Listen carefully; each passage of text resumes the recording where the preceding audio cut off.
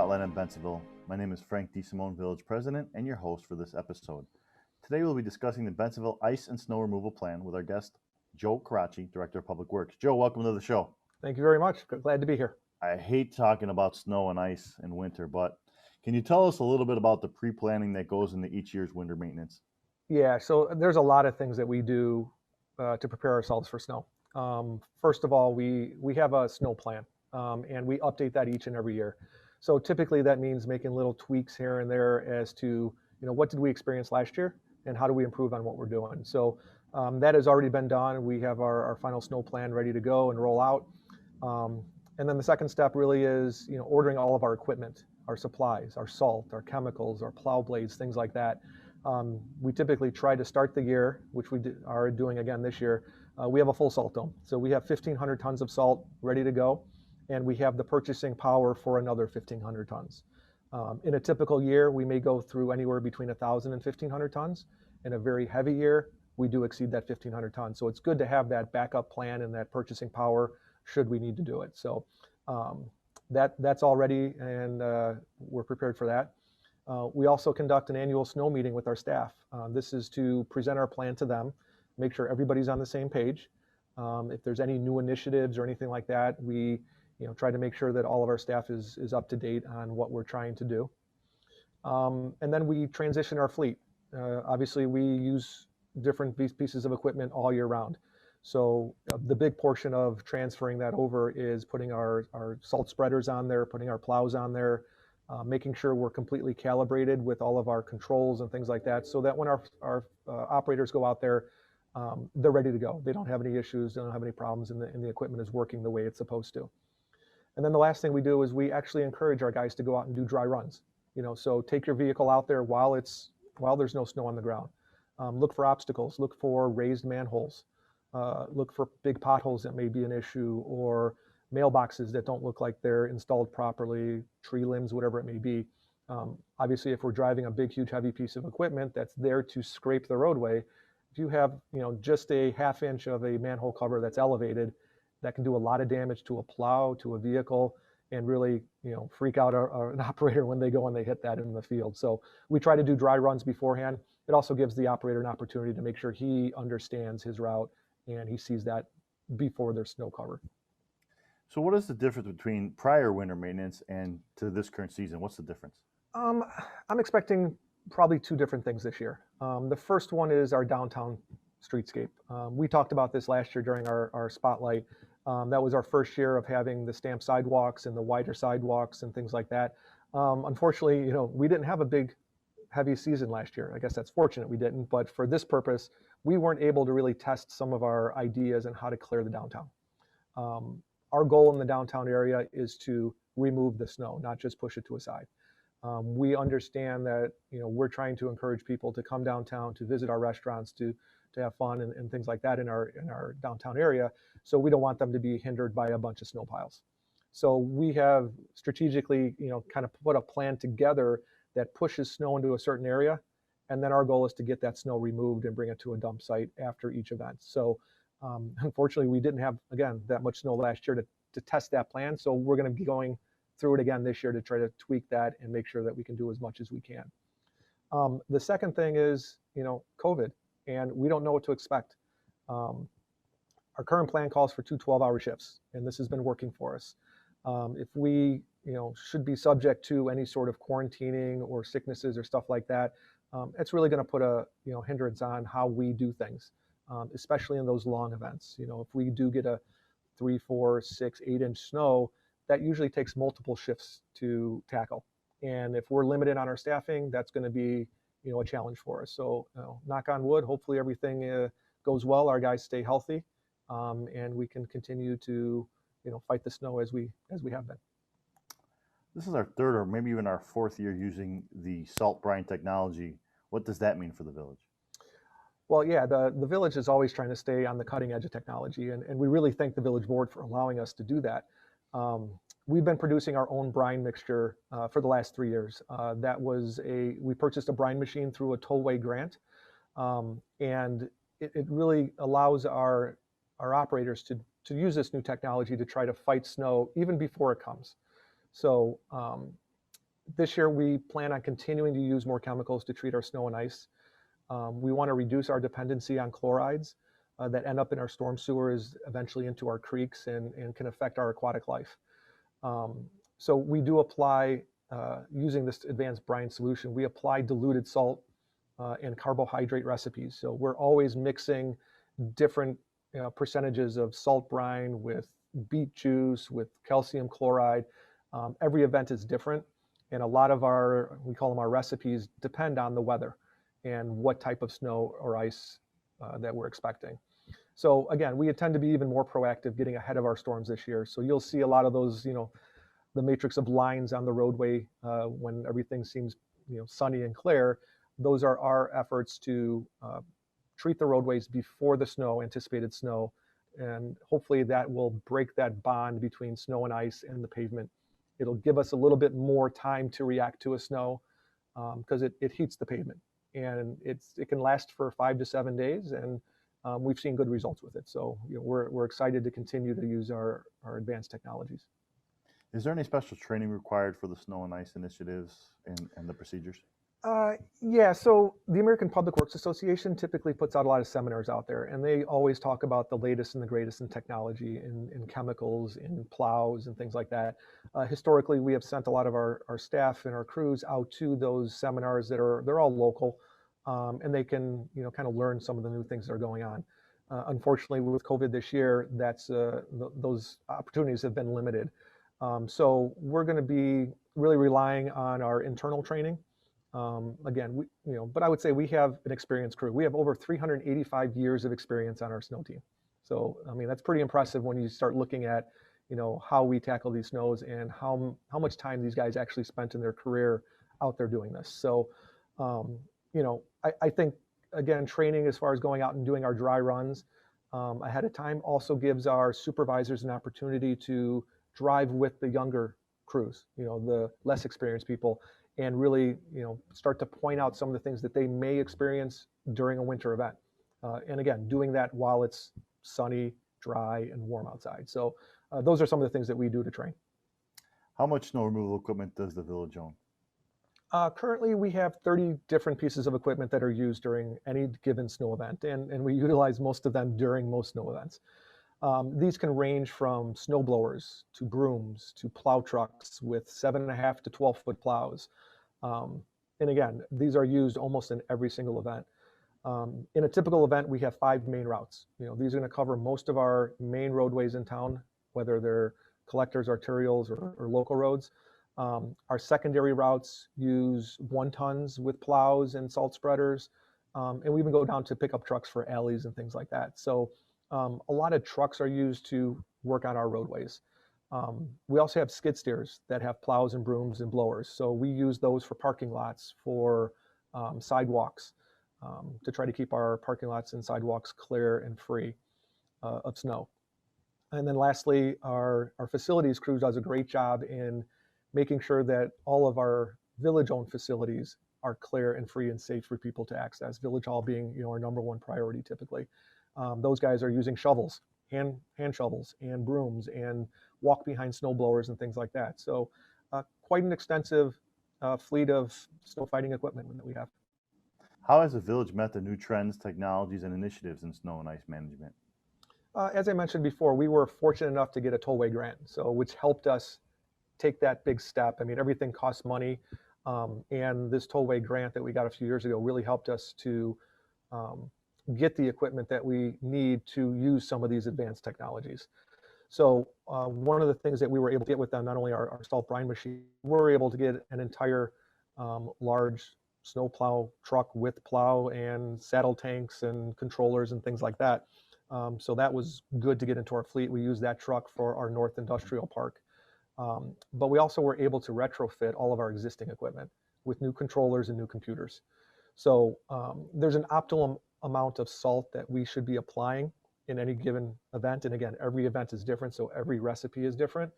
Our supervisors calculate that application rate based on the temperature, the precipitation, roadway temperatures, wind, and other kind of weather triggers.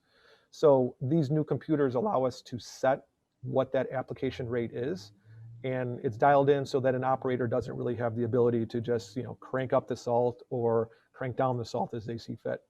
Again, there's some engineering that goes on into this, some experience that goes on into this, and we want to make sure that we're using the right amount of salt. With all this technology, we've been able to reduce our salt 14.7% over the last 3 years. And that just correlates right to dollars when you start looking at how much salt we buy each year. So this is a great technology that we get to use as supervisors when we look at our snow each year. We can manage our cost, minimize our costs in any given event, in any given season. So where can people find out more information on the Bensenville Ice and Snow Removal Plan?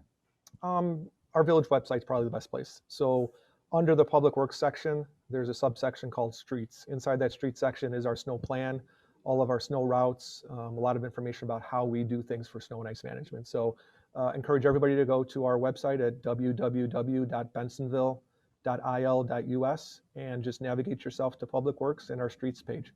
All right, Joe, we need to take a quick break. I hope you can hang out for just a few more minutes. I know we have more information. And for you out there, we'll be right back after this short commercial break.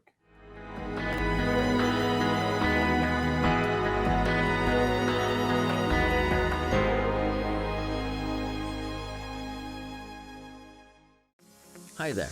I want to take you on a journey through a community powered by SeeClickFix. Here, internal operations are streamlined with more intuitive, secure workflows and communications. Here, let me show you how it all works. SeeClickFix organizes, tracks, and manages service requests from everyday citizens through a single application. When they see a problem, a few clicks is all it takes to send off a service request. From there, the right people get the request and get to work. All communication and task management is seamlessly coordinated through the app. Citizens can see the work being done and even receive a follow-up message when the work is completed. It's a team effort all around, and you have the data you need to make better decisions. Cities large and small use SeeClickFix to accomplish more for their citizens with the staff, time, and budget they've already got. Get started today.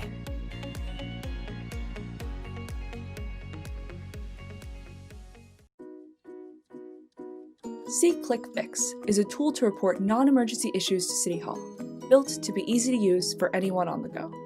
When you see an issue, take less than a minute to report on SeeClickFix. First, hold the app and press Report. Then, press the camera icon to take a picture or video from the app or your image gallery. After that, the app uses geolocation to capture your exact location, or you can manually choose your location or address using the Map tool. When you press Issue Title, you'll be able to choose from the request types that your local government provides. You'll finish up by including a brief description of the issue, such as where it is, what it looks like, and any other important information to help your local government fix the issue. Then, press Done, and then Submit, and you're ready to go. SeeClickFix, a simple and valuable way to help you build a stronger community.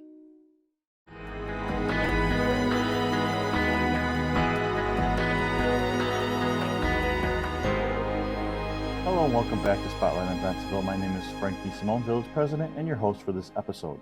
Today we are discussing the Bensenville Ice and Snow Removal Plan with our guest, Joe Caracci, Director of Public Works. Welcome back, Joe. Thank you very much. So tell us, how does the village classify its roadways and how is that relevant to the snow removal operation? Sure. So we classify our roads into 4 different categories.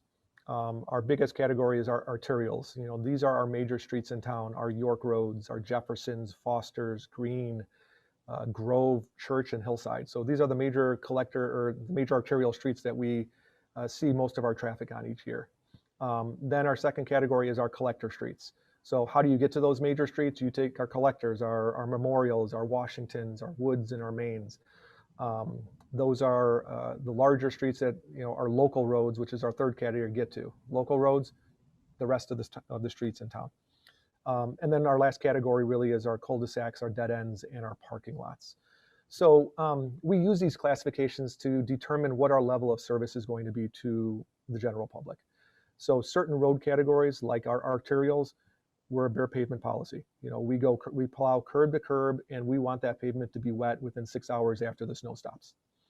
As we get into our collectors, Again, we plow curb to curb, but there may be some snowpack in non-wheel lanes and things like that, our collectors, but we want to get to that point at about 8 hours after our event is done. Local roads and cul-de-sacs, we're 10 hours, and we expect that there might be some slushiness in that too. So again, although we're plowing curb to curb, a lot of the activity on the street dictates how the condition of the roadway is. When you talk about a dead end or a cul-de-sac, there's not a lot of traffic on there, and we really need that traffic to initiate, to kind of crush that salt into the pavement and have it activate and work. So sometimes we'll see the cul-de-sacs and the dead ends a little slushy, but as long as it's melting and not freezing back up, that's our level of service for that. And then finally, our parking lots and our sidewalks, those are something we take care of kind of towards the end of the event in some situations, or there's some timing that always needs to be involved. Obviously, we want to get the commuter parking lot prior to it being filled with cars. So we usually try to do that overnight so that we have the parking lot cleared for the 6 a.m. commuters start coming in. And then our sidewalks are hopefully done before the pedestrian traffic gets out there. So what are the jurisdictional responsibilities of non-village roadways? That's a good question. So we don't plow every road in Bensenville. So some of the roadways are actually owned and maintained by other agencies. So there's 3 other agencies that do maintain some of our roads. So IDOT is actually responsible for Route 83 and Irving Park Road. So those are both IDOT roadways that they will come out and they will plow, maintain, salt as part of their routes. DuPage County owns and maintains Grand Avenue and York Road north of Irving. So from Irving to Devon. So those are DuPage County roads. And then lastly, Cook County maintains County Line Road in its entirety and Devon up at our north end. So when we get the calls in for how great our streets are, we take pride that there are streets, and sometimes some of those other agencies fall behind us. So does the village handle sidewalk snow removal? Yes, we do. We have over 12 miles of sidewalk that we maintain. Most of this is Grand Avenue and York Road, but we also have an area that we call our school zones. This is going to be Memorial, Church, and Grove, kind of the way that our kids get from school to school. So those are on our routes for anything over 3 inches in snow accumulation. We will actually initiate our sidewalk snow route. Again, we try to tackle the school zones before 8 o'clock on a school day. Sometimes if it's a weekend snow event, we may take a little longer to get there because it's not that important to us to get it open for school on a Saturday. And we also maintain the sidewalks in front of all of our facilities that the village owns. So again, Village Hall, Public Works, the recreation facilities over at the Edge and the Aquatic Center, and the police department. What are the responsibility of the operators? It'd be easy just to say they're supposed to be plowing, but there's so much more that goes into that. Preparation, our guys need to be prepared. They need to know what the plan is. They need to know how to execute that plan. They need to be prepared physically and mentally. Driving a plow truck is not easy. It's a big, huge machine that, when full, is a very heavy machine. So they need to be conscious as to how long it takes to stop these machines. I mean, they have to follow the same rules of the road as everybody else. And mentally, they need to be prepared. We spend a lot of long hours out there in the snow.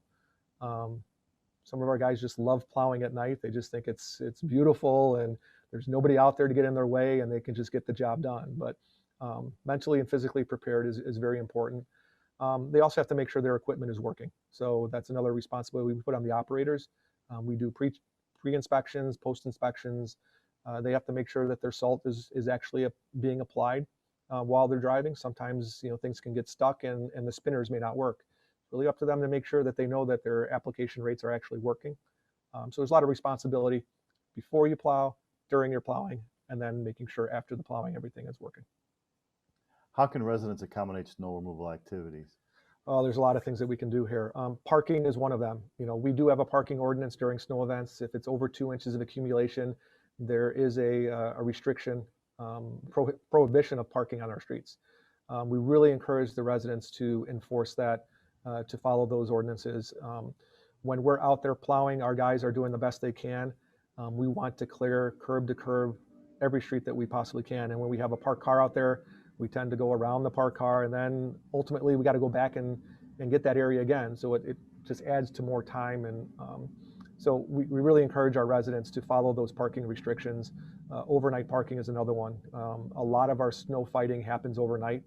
And to be able to have a clear roadway to plow is very important, not only for the effectiveness of the snow plow, but also the safety of our residents or our drivers. Also blowing snow into the street. That's always a problem as well. You know, I get it. We all have driveways. We all want to clear our driveways. But when we blow the snow back into the street, we need to plow that back into the parkway. We always get criticized that we're picking on people by putting snow into their driveways. That's not true. It's an inevitable outcome of our plow and how they're set up. But we really would like and encourage residents to, when you are plowing your driveway and your apron, try your best to adjust your chute on your blower to hit the parkways, and not dump that right back into the street. Third, fire hydrants. If anything you can do to keep those fire hydrants clear would be really great for us. Heaven forbid we have to use those fire hydrants during the wintertime. We don't want to have to dig them out in order to make sure that our fire department and fire district can use those hydrants. So anything and everything you can do to try to not blow your snow right on top of a fire hydrant would be appreciated. So where can residents find more information about our winter operations?